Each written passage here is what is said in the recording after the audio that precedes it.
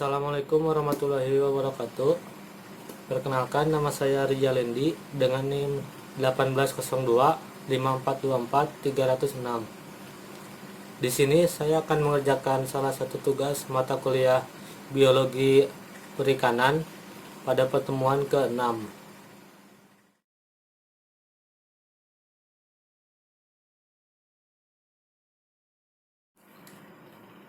Baik, yang pertama yaitu pengertian diameter telur. Diameter telur ini merupakan ukuran telur ikan yang diukur menggunakan mikrometer untuk mengetahui kualitas telur, tingkat kematangan gonad, pola pemijahan, dan juga fekunditas. Kemudian, diameter telur ini berhubungan dengan fekunditas, yaitu bagian dari studi reproduksi biologi perikanan. Nah, jadi, diameter telur ini adalah garis tengah dari suatu telur ikan yang diamati dengan menggunakan mikroskop dan dilengkapi dengan mikrometer yang berskala yang telah ditentukan sebelumnya. Dalam penelitian Haryanti tahun 2013, diameter telur ini diukur di bawah mikroskop binokuler dengan bantuan mikrometer okuler yang berketelitian 0,1 mikrometer. Kemudian, pengukuran diameter telur ini biasanya dilakukan pada telur ikan yang berada pada tingkat kematangan gonad 3, 4, dan juga 5. Kemudian yang kedua yaitu cara pengamatan diameter telur ikan. Nah, cara mendapatkan telur ikan itu ada dua cara.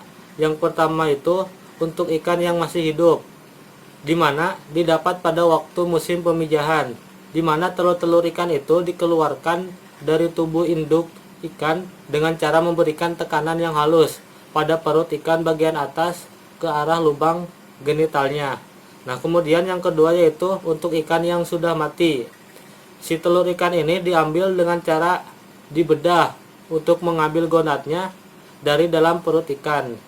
Kemudian cara pengamatannya yaitu menurut jurnal Sipanur Anggraeni dan kawan-kawan tahun 2016 pada ikan 3 wajah atau Jonius sp, diameter telur ikan ini diamati dengan cara mengambil gonadnya, yaitu pada ikan yang tingkat kematangan gonad 3, 4, dan juga 5. Kemudian telur ikan ini dipisahkan di atas cawan Petri, kemudian diamati dan diukur diameternya di bawah mikroskop dengan pembesaran 40 kali dengan bantuan mikrometer okuler.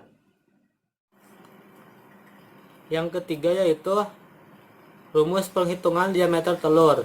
Nah, jadi pengukuran telur ikan ini dilakukan dengan cara menderetkan telur satu persatu pada objek gelas atau cawan Petri. Kemudian si telur ikan ini diukur di bawah mikroskop dengan bantuan mikrometer okuler yang berketelitian 0,1 mikrometer.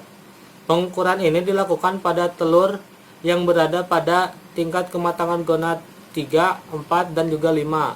Selanjutnya, diameter telur ini dianalisis dalam bentuk histogram.